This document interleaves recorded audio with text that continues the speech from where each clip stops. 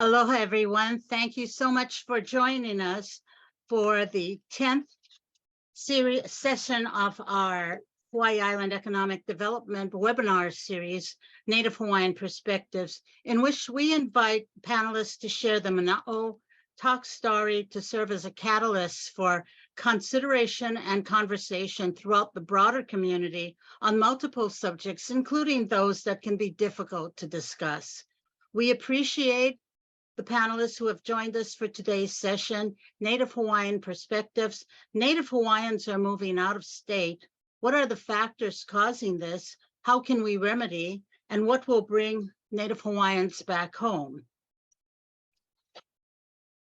For context, an estimated 15,000 people moved from Hawaii last year, and Hawaii State's chief economist advises that Hawaii's population has and will continue to decrease. Specific to today's conversation, the United States Census Bureau and its American Community Survey collected social, economic, housing, and population data that reveals that in 2011, there were about 296,400 Native Hawaiians in Hawaii, while 221,600 lived on the continental US. However, just a decade later, in 2021, those numbers have flipped, where we now have 309,800 Native Hawaiians in Hawaii and approximately 370,000 living in other states. We all have at least some anecdotal information on this subject, and in the time we have today, we hope to have an in-depth look at the subject and hear the perspectives of our panelists. And I'd like to start this off by asking Sheldeen Haeamau, who relocated from Kailua Kona, if she would honor us by helping us to start the conversation. Sheldeen, I know you and Gary moved away several years ago to Nevada, and I was wondering if you could share your mana'o and your perspective as from a firsthand perspective of someone who no longer lives here. Thank you so much, Jacqui. Aloha kako, and thank you for joining us today. Again, my name is Sheldeen Haeamau, and we, along with my husband, Gary Haeamau, we moved here approximately 23 years ago, the latter part of 1999. We felt we were called to Las Vegas to assist our pastors in starting a church here in Las Vegas. And prior to that, I was on a trip to Las Vegas. So I'd say in August of 99, I had visited a sister who was living here in Las Vegas. And she was like, hey, you need to come and visit me. And I said, okay. So along with my parents, we went to, made the trip to Las Vegas. And the odd thing about it was I really felt like this was my home. Aside from Hawaii, like I felt like I belonged here. And when I returned back to Kona, I, shared that with my husband, and he was not really taken back because he was, the backside of the burner. He had taken a test, a managerial test for a company that he was working for in Kona. And he had passed this test, and the relocate would have been to Las Vegas, Nevada. And I said, okay, that's like 2 confirmations that we should, at least consider Las Vegas. And then speaking with our pastors, Burton and Tony Hughes, they too were moving to Las Vegas. And we were at the time the worship leaders in their church. So we said, okay, we're going. So in December of 99, we moved. We have never looked back. We had no plan B. It was always a plan A. And we have never looked back since. We have 3 grown sons, 27, soon to be 27, a 22-year-old, and a 15-year-old. And they're all thriving here in Vegas. Kind of partial to the weather, still getting acclimated after 23 years, but you learn how to deal with it after time. But as far as that, my husband, Gary, you know, he was born and raised in Kailua Kona at Huehue Ranch, and he is thriving here in Las Vegas. He is the vice president of facilities and exhibits at the Discovery Children's Museum here. I've been working at a resort here, a Venetian resort, for the last 23 years. Ever since we moved, I've been working here, and they've taken very, very good care of us. We have a beautiful property here that we love, and we are just enjoying the opportunity here in Las Vegas as well. Mahalo, Sheldeen. And I think that's great to hear your first person perspective. I apologize to the audience and to our panelists.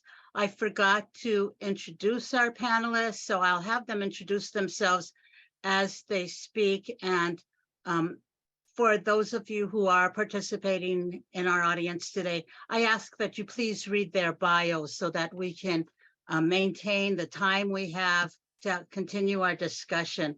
Sheldeen, before we move on, I have one question. Was economics involved at all in your decision to relocate? Not at all.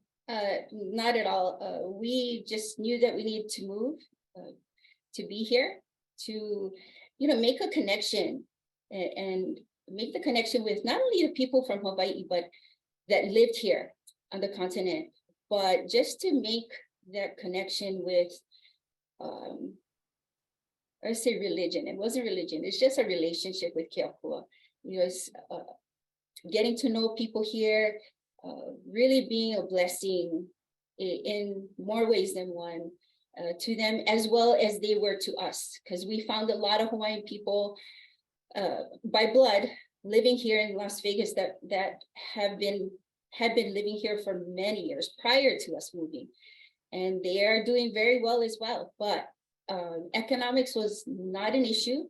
In fact, I was paying mortgage because my house hadn't sold yet, but I was paying a mortgage in Kailua Kona for 9 months until my house sold in September, as well as paying rent here.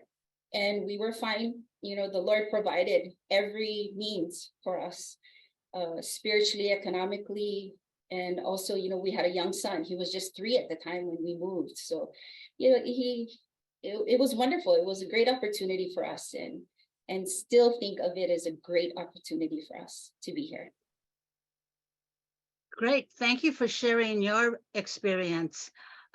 I think I'd like to ask the group, having heard from Sheldeen's perspective, and I think that's very important for us to know that people do relocate for various reasons. And Sheldeen shared her very personal and very positive experience. But as a group, do any of you feel that economics is a motivating factor for some of our people who do relocate? And what are your thoughts on that? And I'll open it up to whoever would like to speak to that. Yeah, sure. I'll start a little bit. My name is Peter Apo. In a nutshell, I've been in government service, public service for over 40 years. Kind of been around the block, along with some other people on this panel. Well, you know, to me, from a high-level perspective, the whole growth model in terms of the economy and how the Hawaiian economy has grown over the years has largely been driven by our one major industry, which is tourism. Any community you go to where tourism is the major industry, something happens over several decades. There becomes a bimodal distribution of income, bimodal distribution of wealth. Very wealthy people and poor people. It's just the way the model works, because the model is a globalized model where those businesses are all kind of connected. So when a Sheraton or a Hilton, when they all come to town, they bring their cultures with them. They bring their growth model. They bring continental models of growth, and that trickles down to pretty much the entire economic system of the place. So under that, let me give you an example. I wrote some here.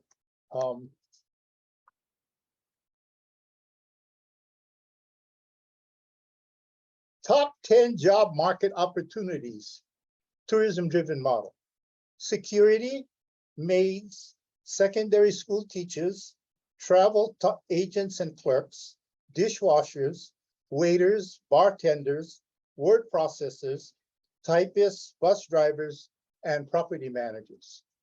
So just that one aspect alone, when it's spread throughout the society in the tourism growth model in every community, we're not unique to that. We happen to be, I think, one of the most punitive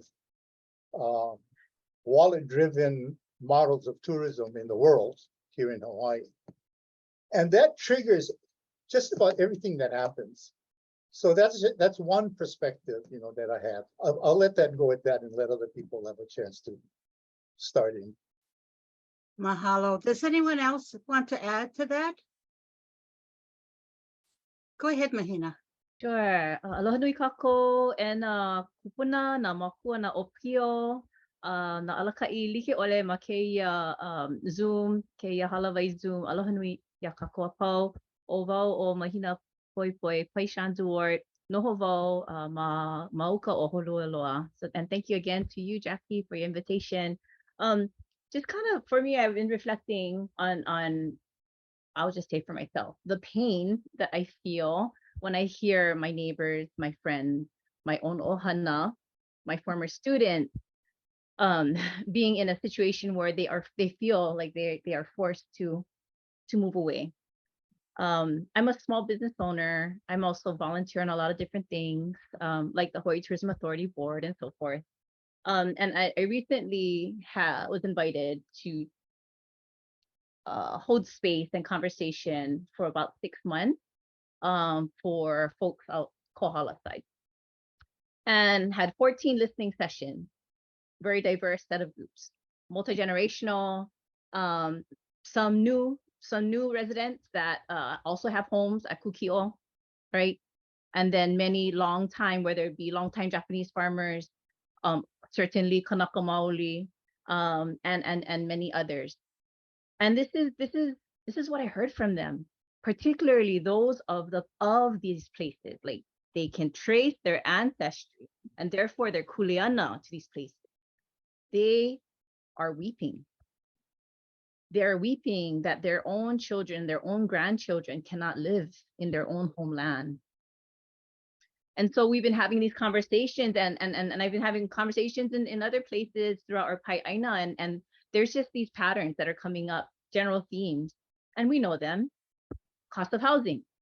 Like, we ask, like, what are some of the factors that lead to out-migration? Cost of housing, cost of basic goods and services, like medical care, like transportation, lack of quality, high-paying jobs that help folks connect to their deeper kuleana, right? These are the things that I'm hearing from folks, from families, from recent graduates, from kupuna, like 80s or 90s, having to leave in their golden years. Why is that? Why are we allowing for this to take place if they do not want to leave, like how Kumu Sheldeen has shared? And I'll just say one more thing before someone can please take the baton. Is, when we kind of distill down, like, what is it that, when we say, whether it's a person that is drawn here, new resident, been here for maybe 2 years, maybe it's a COVID, person that came because of COVID, or maybe because of the California, Oregon fires, or a person that can trace their lineage and their ancestry and their kuleana 12 generations plus back. What's core is our relationship to one another and to our aina. Why? Because our aina is our ancestor, is part of our ohana. And so for me, what I like, I what pains me is my big like wonder. Say in 20 years, maybe that statistic that you shared, at the outset, Jacqui, 300, maybe in 25 years, it's going to be 200,000 living at home in Hawaii. So if that's the case, whether you are of this place, Kanaka Maoli, or multi-generational, 4-generation, 5-generation, Filipino or Japanese or Portuguese and all the things, who's going to take care of this place? Who's going to take care of this place? Who has the responsibility to take care of this aina? Okay, well, I think those points are very well taken. And as far as my perspective, I'm Malama Soloman. I've been in political service for as long as Peter Apo, I think. We were the first trustees for the Office of Hawaiian Affairs, which was an incredible experience for me because only Hawaiians voted for us. Then that was taken away. So, so much of what belonged to the Hawaiians in Hawaii has been taken away through political realities or negotiations or however you want to put it. So I think that young people feel at this point in time that they really have no homeland security in their aina. And a good case in point is the issues that we've been fighting about lowering the blood quantum for the Department of Hawaiian Homelands to 1/32, which was the original intent of Prince Kuhio for the original applicant, not the successor. And I've been, after I retired from politics, I'm very active in the Democrat Party, and I have to congratulate the Democrat Party because they've been passing this resolution since 2016. We have a bill now resting in Congress that would allow this to happen. And the reason we desperately need it is because 30,000 Hawaiians will be removed from their ancestral homestead lands because of blood quantum. Now, to me, why would a young person want to, risk their youth, which many of us have? That's why so many have died on the waiting list, believing that there'll be a possibility for them to get a Hawaiian homestead. That should have been a given, okay? That was the intent of Prince Kuhio from the very beginning. All right, another case in point is we have Office of Hawaiian Affairs now, today, right, as we're speaking, coming up with this very ambitious plan, which of course I think is just incredible, to develop the last remaining kaka'ako. And what does the legislature do this past session? Give them 0. Okay, this is the fight that the Hawaiians have had with the state of Hawaii, the United States of America, since the day I was born in 1951 and my dad's a World War II veteran, okay? So, to me, young people being brought up with this hostility that has been surrounding our communities for this many years is extremely demoralizing, extremely. My daughter got her master's degree from NYU in New York in tourism, offered a management position at the Plaza, starting pay $120,000, comes home, same kuleana, same responsibility, offered $60,000 with the person in charge of the Maunalani, the CEO, saying, oh, a master's degree is not required. In a tourism industry, that's the biggest driver in Hawaii. We're not interested in academics so that we in fact can reinvent our industry and compete on a worldwide stage. To me, these are the serious questions that the political leadership has been responsible for. The issues that we're talking about is out of the control of the everyday person on the street, okay? We don't control the interest rates, we don't control the, the politics that has disenfranchised us from our natural resources and our wealth, okay? So, to me, this is why I'm still hanging in there, because I feel, in my remaining days, I can contribute to try to figure out how can we huli this and turn it around, because we're not ignorant. We've been studied to death, the Hawaiians. Yeah, the fact is we lack the political will to get anything done. We have people that still believe, I don't know where they're from, what planet they're from. Oh my God, Hawaiians, be grateful. You're an American citizen.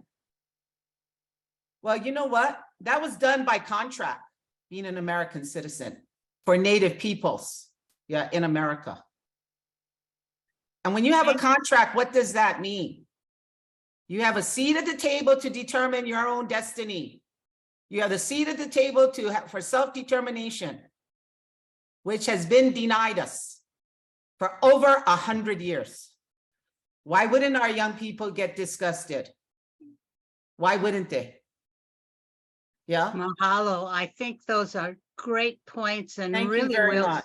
No, they'll really serve, I think, as a catalyst for ongoing conversation, because some of these points are ones that people are uncomfortable with discussing, and you've now put it out there in the open. And Sam, I wanted to ask your mana'o, and also while we're segueing to you, wondering what your thoughts are on the points that were made regarding tourism and the types of jobs that are available in Hawaii. Are there opportunities that we can take to change that model, so to speak?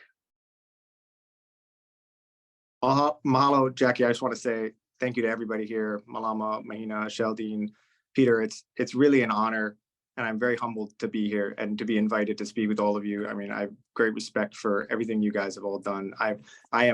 I'm an attorney. I have not been in politics for years. I am just born and raised on Oahu. I mean, many people know my family. My grandfather is Sam King, the federal judge, and wrote Broken Trust, and my parents have been here. And, you know, I was born and raised on Oahu. My boys are born and raised here. My wife's born and raised here, her family. So that's kind of the perspective I come from and the kuleana that I have. And I definitely hear what everyone is saying, and there's so much energy on this topic. And I think my perspective is really founded in a viewpoint of positive attraction and optimism towards the American experiment. And I know that is definitely a loaded term in these kind of conversations, but I try to look at it as a way of moving forward and looking towards the future, respecting the past and honoring it, and recognizing that no matter what has happened in the past, we do have opportunities now. And one of those is, you know, we mentioned the privileges of being an American. There's actually a clause, the Privileges and Immunities Clause, right? And it allows us in the Constitution to travel freely throughout the United States. And I think that's a great principle, not just because it's in the US Constitution, but just as a human being. I think that it's wonderful for people to be able to travel and live where they want to live, to set their own destiny. And to me, I think that it really speaks to me as a Native Hawaiian, because that's the legacy that I've always seen, you know, that I learned from my kumus like Kalapa Babayan, the Hokulea navigator, that I had the opportunity for a short time to get to know, worked with him on astronomy projects. And it was so cool hearing about what he talked about. It's just how our ancestors navigated over the ocean, through the stars, exploring, right? From Taiwan, right? All the way back, and then through all of Polynesia, and then to Hawaii, right? And that was really our gift to the world, right? That ability to have that bravery, right? To go over the horizon, you don't even know what's there. I mean, I couldn't even imagine, like Sheldeen just going to Vegas, right? I see it in that same light, right? That's why my background's the stars, right? It's so cool to be able to be like, this is what we're gonna do, right? I'm just gonna go for it, right? And to me, that is something that is central to my identity as a Native Hawaiian. I think it's central to what we've contributed to the human experiment, not just the American experiment. And I think that, you know, there was a graph that I was gonna share. I think we had a hard time. I tried to get it, Jacqui, and I'll try to drop it in the chat. I don't know if it'll work. I tried to put something online that people can look at. People can jump on there. If it doesn't work, I'm sorry. But basically what it shows is there's a population database or a population study that the Office of Hawaiian Affairs did a few years back. And they studied population enumerations of Native Hawaiians in Hawaii over time, right? And I took that data and I put it into a graph. And they have a graph at the end of their article. There's an article, you can Google it, population enumerations of Native Hawaiians, OHA, it'll pop up. And I put dates on it, right? And what I noticed is that during the entire period of the kingdom, where we didn't enjoy necessarily that freedom of travel as much, the population of Native Hawaiians, according to OHA's data, in Hawaii was declining the whole time. And there's a lot going on there. Obviously, Malama has touched on a lot of those really key issues, right? There was a lot of disease, there was a lot of political turmoil. But there was a turning point where the bottom of Native Hawaiians in Hawaii, 38,000, that number, it's in 1900. And immediately after that, that's the year we joined the United States. And immediately after that, for whatever reason, the population of Native Hawaiians in Hawaii has been increasing every year since that time. And I just thought that was very strange. I was just like, this is a weird data point. And it's, we're talking about Native Hawaiians leaving Hawaii. And we don't ever talk about what happens if people have that economic opportunity. And Jacqui, your question really started from that economic opportunity perspective. And I think that's what that data really showed me, was that when you create those economic opportunities, you grow the population, right? You grow the lahui, right? You have more people in Hawaii. I mean, we have as many people now as was first measured in the first census, right? There's debate about the population pre-census, but the first census, at least, is the number of Native Hawaiians here today is what it was back in the day when we first mentioned in 1800. So it's just a very fascinating thing. I think it comes down to what Mahina really touched on. And I think Mahina really hit it on the head, which is that we've made choices in Hawaii that have resulted in an economic situation that has created the situation we're in today. And I think for better or worse, I mean, like I said, the population of Native Hawaiians in Hawaii has been increasing every year since 1900. It's stagnated today, the last time I jumped into the details of the data, and you touched on that a little bit, Jacqui, because we decided to stop building houses, right? Kaka'ako is one of those angles. I was a huge proponent of Kaka'ako, and not because I thought that we should build specifically housing for Native Hawaiians or specific housing for affordable housing. I didn't believe that. I think that you can build really high class homes that'll bring tons of money to OHA to serve the beneficiaries, and that would still pull people along a housing ladder. But the key point is that we decided to clamp down on home building in Hawaii as a fundamental. There's other economic things, right? You can talk about all kinds of controversial things. You want to get into, construction projects, TMT, right? Anything that you want to touch on that we've prevented for various reasons, and people are passionate about all of that. But if you just get back to housing as the fundamental one, like, we make it really hard to build homes, right? It's illegal. It is against the law to build homes in Kaka'ako, right? That's like the perfect anecdote to me, is like, you made it illegal to build homes. That's going to increase the price of homes. It's like a sin tax on houses, right? And what are people going to do? They're not going to be able to afford homes, and we're going to leave. I mean, my family's had this conversation, just like, we're staying here because, like Malama said, right, we're sticking it out. Like, this is our home. This is our kuleana's here, right? And I want to be here. But I also see as an American, I see my kuleana as America too, right? I see it as global, as a human, right? I have that. I've chosen to have that perspective, but there is that connection to Hawaii that I have. But the reality is that we've made economic choices as citizens, as a government, that have made it really hard to live here. I mean, Tam, the guy that won American Idol, said it best, right? He said it for the whole world. He got priced out of paradise. And that's a choice that we make. And there's protecting the Aina, which is Mahina's point. And I think that's absolutely vital. And there's a way to do it that allows for that economic growth if we want it.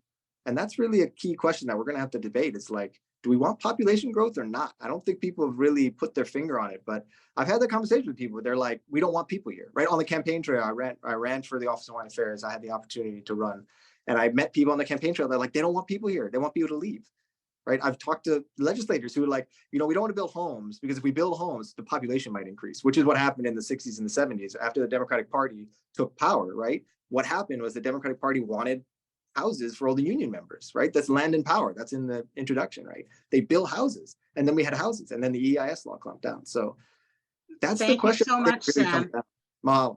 Yes, No, sorry. thank you. That's wonderful. And I find it interesting that, I invited Sheldeen to speak to her experience, and she mentioned mortgage, and all of you in discussing have mentioned housing. So is housing the first thing we need to look at?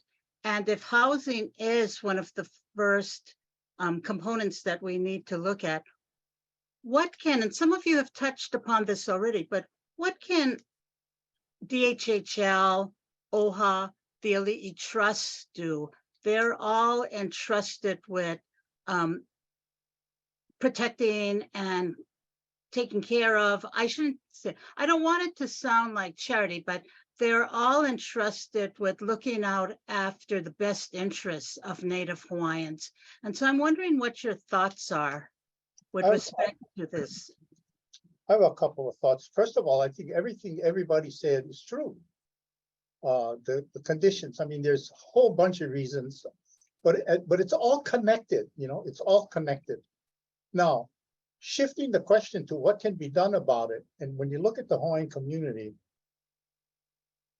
if you just take OHA, Kamehameha schools, the Ali'i Trust,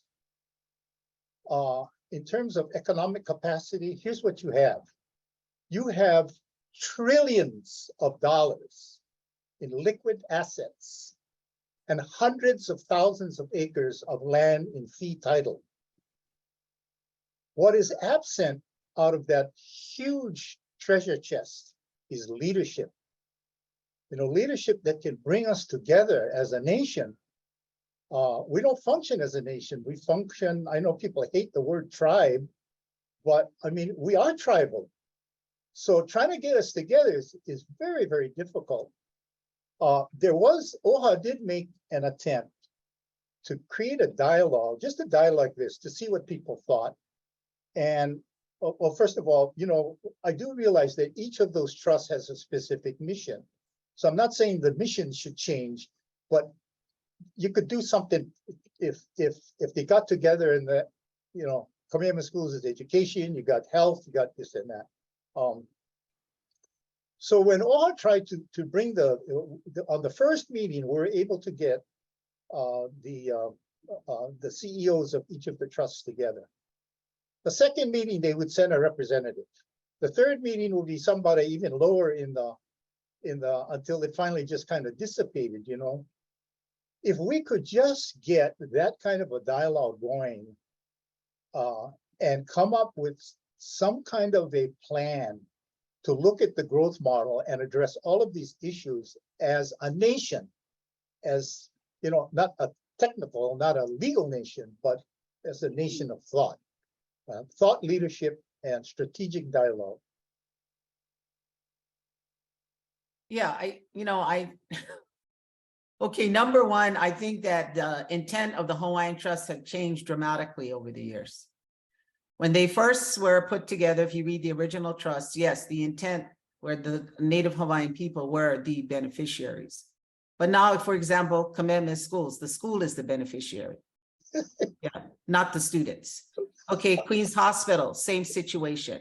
You know, they're not obligated to provide free medical care to Hawaiians. You know, they have to be financially incapacitated, or they have to have all of these financial restrictions before they can access, you know, they can access Queens healthcare. You know, I mean, they spend a lot of their money publishing brochures and talking about how obese the Hawaiians are and we don't eat right, and so on and so forth. So yes, the intent, legally, the intent of the trusts have changed dramatically because of their eleemosynary trust status. Yeah, that's another situation that has to be revisited. But who controls all of that? The Attorney General, State of Hawaii. So we're going right back to what I'm talking about. This is why I feel very strongly that Hawaiians have to get involved politically. They have to vote. You know, I was very fortunate, and this is how we were able to get these dynamic bills that kind of huli, like the right to sue bill. Because at that moment, when I went to the Senate, we had 7 Hawaiian senators. 7 Hawaiian senators just needed one friend. We were up to 14 votes. You need 13 votes in the Senate. At that moment, you needed 26 votes in the House. There were 11 members of Hawaiian ancestry in the House. Yeah, John Waihe'e was there, as a matter of fact, when I was the senator. And they were able, and of course, the speaker was a Hawaiian, Henry Peters. So we were able to do a lot, and giving a lot of autonomy as far as the state's Kuriones and the administration of DHHL, as well, you folks all know, sitting here, Hawaiian Homes has tremendous autonomy. They just don't use it. I don't know why. I'm hoping that the new commissioners, that as the commissioners come online, they're much more educated than they were before. As I said, we're not ignorant. Our kamali'i are educated. They're lawyers, doctors, engineers. They can really contribute a lot in the terms of the leadership because they know how to work in both worlds. So, and Mr. King, there are a lot of permits out there. The county has approved to build homes. The problem is this state has sold the luxury market as where they want to build and invest their money, okay? People can build homes if you have $1.5 million, because that's how much it cost. A lot of families that can remain in Hawaii is simply because they have generational wealth. In America, you have to have generational wealth. This is how the whole American economy starts, yeah? After World War II, we experienced this huge prosperity. Our families gave us generational wealth. I'm a baby boomer. Baby boomers are going to inherit over $1 trillion of their parents' wealth. Yeah, our kids are going to inherit our generational wealth. Okay, Hawaiians have no generational wealth. Okay, if you look at historically what happened to the Hawaiian people, put on the worst lands. Yeah, when the first Homesteading Act, the lands were not mortgageable. They still are in that same situation. Thank God the legislature saw the light and gave $600 million. But that's not going to solve the 29,000 that are on the waiting list. They won't allow us to develop our geothermal energy resources, yeah, which could save Hawaii. You know how much money we just export? Hawaii is the biggest exporter with cash in this state. That's what we export. Why? Because the political policies in the state of Hawaii have worked against the Hawaiians being able to develop their resources and being able to enjoy their wealth. And the Li'i trusts are not too far behind. I should have listened to Haunani K. Trust, Peter, when I did the right to sue bill. I should have included the Ali'i Trust, which I did not. I see Mahina has her hand up.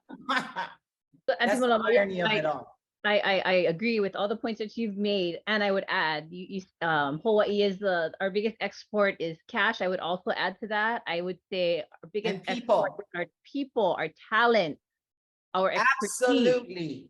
And here's the thing.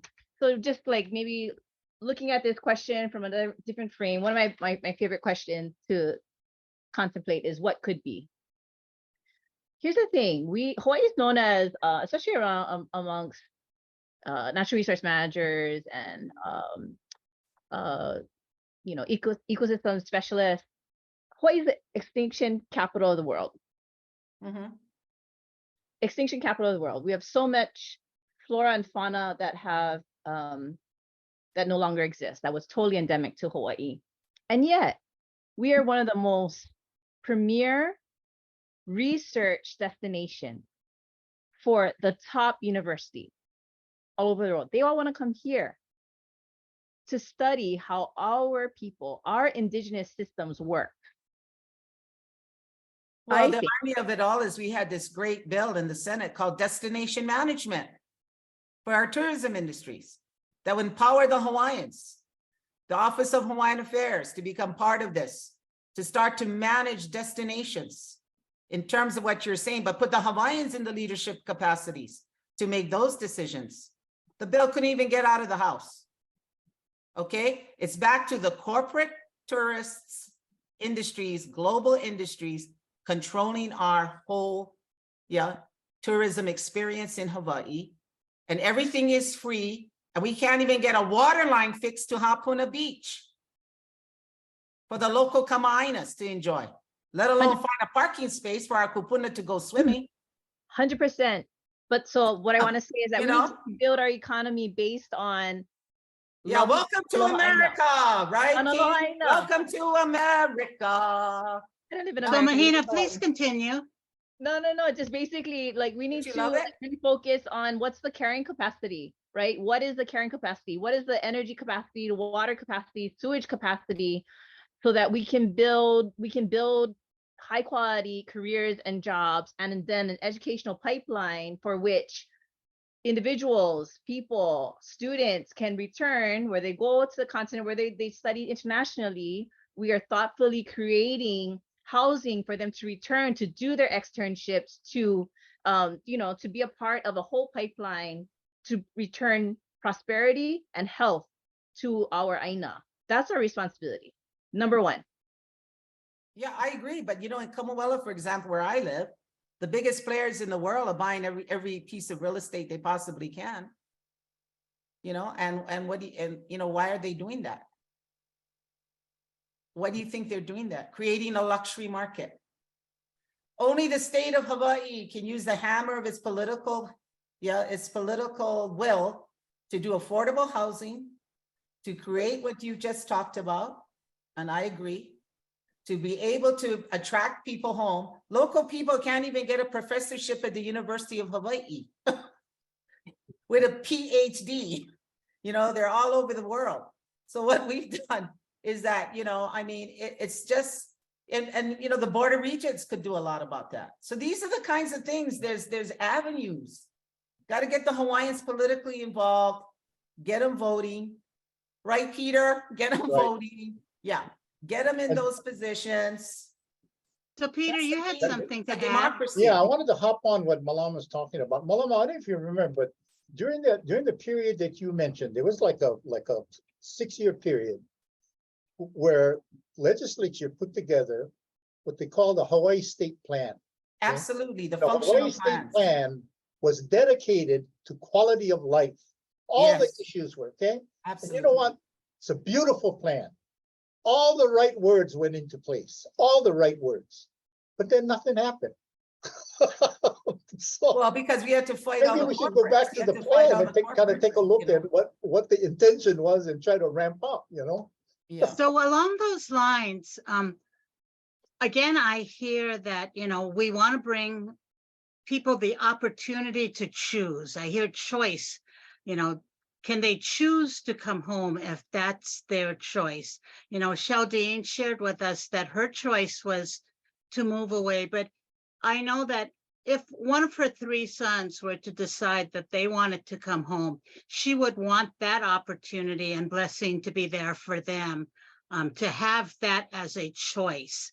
So again, we go back to housing as a choice, and we used the Kaka'ako model that OHA had the opportunity, has the opportunity if certain restrictions were removed from providing housing. Who else can provide housing, and how do we make some of the shifts and take the steps that all of you are talking about to perhaps compel and persuade that the powers that be does recognize the opportunity to provide housing, and how do we do that? Well, I personally think the city of Honolulu has done a credible job in providing housing opportunities, because in the big development that they're doing now, you know, which is right across Kaka'ako, they have a combination of affordable units, they have workforce housing, they have kupuna housing, you know, it's a multi-mixed kind of a development.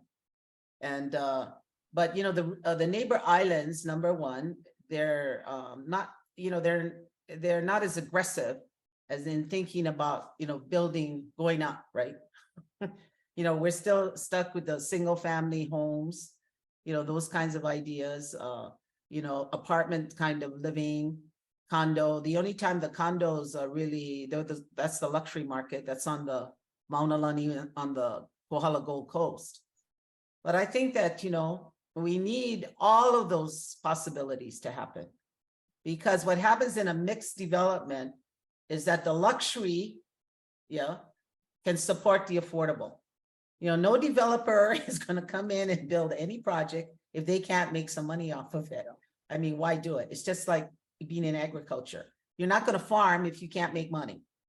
So, you know, we have to get more creative, and the city and county of Honolulu has been very creative in creating these, you know, these destinations in these areas for building that can bring a developer to the table, but having that developer being conscious of they have to include, you know, all of the other agenda that goes with it to help so that our young people can in fact move home. And then the next thing is our wage. Our minimum wage in Hawaii, it's ridiculous. You know, we should be, minimum wage should be $25. You know, and we're fighting over $18. That's insane. I mean, look at the cost of living.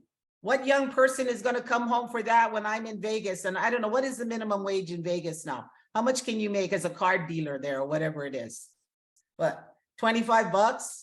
And don't forget, all your tips are taxable in Hawaii. You know, and then you're getting banged in Hawaii because the counties can't raise money, right? Real property taxes are insane in Hawaii. You know, Vegas, what? No real property tax. Okay, gang, all I'm saying is this is out of our control. Are you sure? You're a Democrat, Malama Soloman? Because you sound like all these things. You complain about taxes and all that. Me and you agree on so many things. I'm trying to find like daylight here between. No, like, no, I'm a right. kind of political leader that believes in bipartisan politics, King. I agree. That's why we have Republicans and Democrats. So we're supposed to come up with the best package. No, I know. I'm kidding. You know? I'm kidding. I mean, I'm not into polarized politics. No, I never have been. I'm kidding you. I'm kidding you. I totally. But I don't have a problem going across the aisle and asking anyone for help. Yeah, and I totally think that you're spot on. So let's just be mindful of what's coming out of your mouth. I apologize. I didn't mean to. Okay, thank you very much. No, you brought up the Democratic Party. That's me. I used to talk like this even in the. I understand. No, I understand. And you brought the party, and I think it's great because I think there's a tension inside the Democratic Party, right? The Hawaii is a one-party state, right? The Republican Party doesn't even exist. Okay, let's not get into that particular discussion. That's for another day. But could we follow what Malama and Mahina and all of you have been saying and look at, and Sam, you mentioned in your earlier comments being optimistic. So having just, you know, a little bit over 20 minutes available for this conversation, I'd like to talk about what are some of the optimistic opportunities you see. You know, I think Malama and Peter and Mahina and Sheldeen have all talked about some of the opportunities. What do you see as an opportunity for moving forward with this? And when I say optimism, obviously we started with the conversation about Native Hawaiians moving out of state. And I think we've all come to recognize that we understand that people make choices, but how do we choose to provide the opportunity that gives people the opportunity to choose and not feel compelled to move? I think that one of the key things, and I you know, watching the words coming out, I apologize to the Republican friends I have too. They do exist. They're out there. And I think that's actually a key thing. I'm not trying to get into the politics of it, but I think there's a reaching across the aisle to look at that growth mindset, because I think that is actually the key question. And I brought it up earlier. Do we want economic growth or not? I mean, I guess there's a question of what kind of economic growth we want, but at some level, you either are building homes and you're providing jobs and you're looking at new tech industries, or you're not.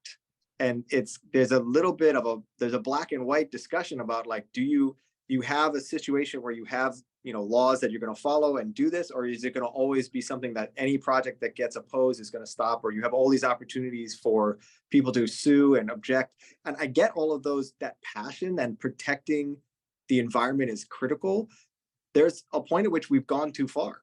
And I think we might have reached it. And I think even, you know, Malama and I can agree on tons of these points about developing geothermal. I mean, that's an incredible opportunity. Of course, we should be doing that. Developing kakako makai. Yeah, of course we should be doing that. Kakako buildings, apartments, tall buildings. Yes, nice. All of those things are good, but they also are opposed so often by a lot of elements, people citing Native Hawaiian culture as a reason to oppose those things, right? They're using that identity. I mean, all of us, to some extent, are using that identity to oppose the development opportunities that would give housing and jobs to Native Hawaiians. And there's good reasons. I understand all of it, but at some point you run into this wall where it's like, you got to build some stuff. I mean, you got to decide if we're going to go down that path. And that's what we did in the early 60s and 70s, right? That was the switch when the Democratic Okay, Party. I agree with you, because Peter and I were there with the early 60s and 70s, right, Peter?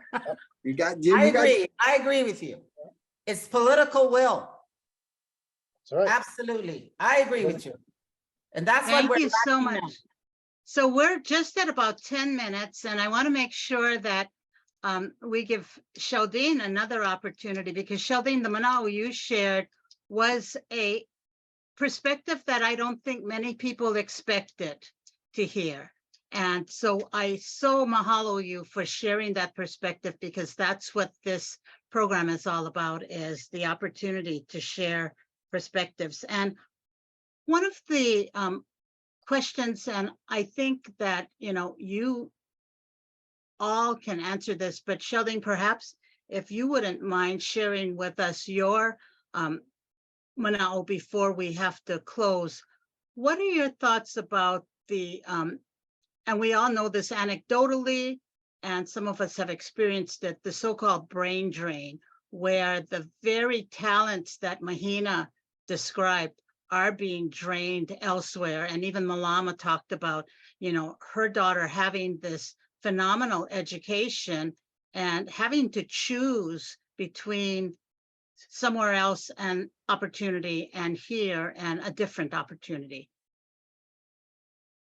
And Sheldeen, I don't mean to put you on the spot, but I wanted to make sure everybody has their last moments of mana'o before we close. Of course. Thank you so much, Jacqui. As I sit here and I listen to everyone, being on the continent, and I feel like I want to cry. It saddens me.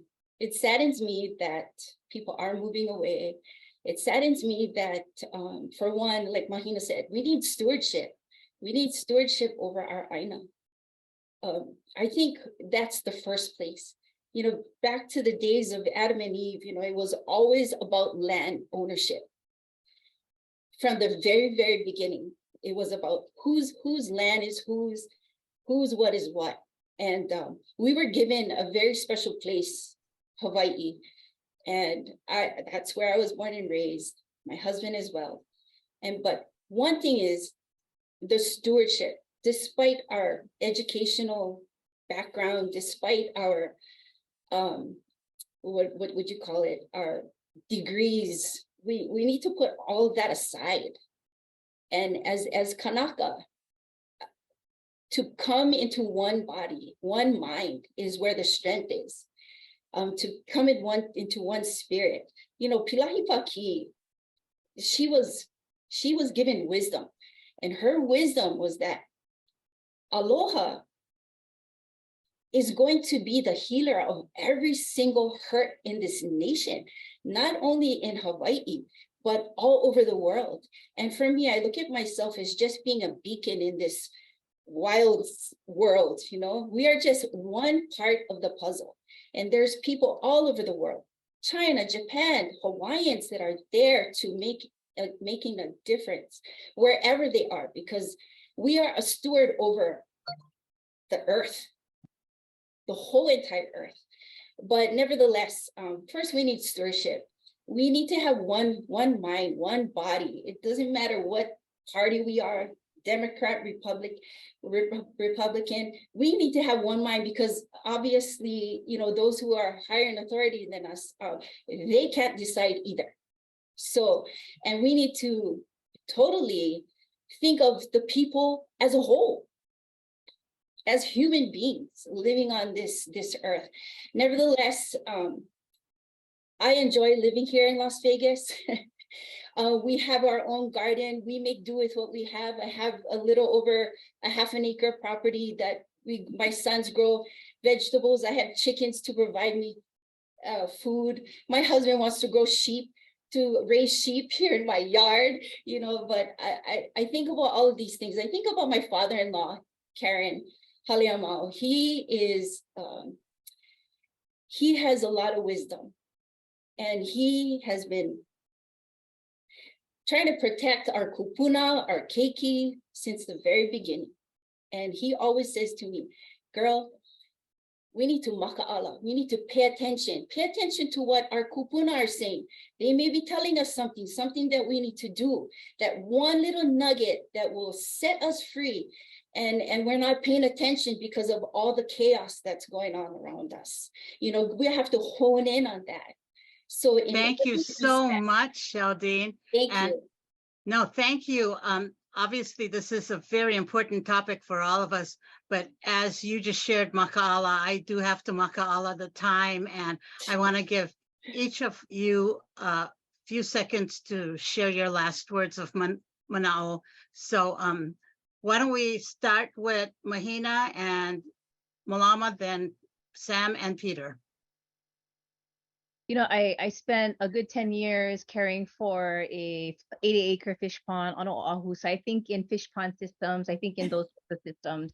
And so what I want to offer is like, maybe instead of all, you know, necessarily lamenting, yes, we're gonna continue to lament the out-migration. But what if we were to look at an opportunity because of this out-migration? What if we were to repurpose some of our assets and some of our resources to support our families, our students that might be choosing to go there for a time, right?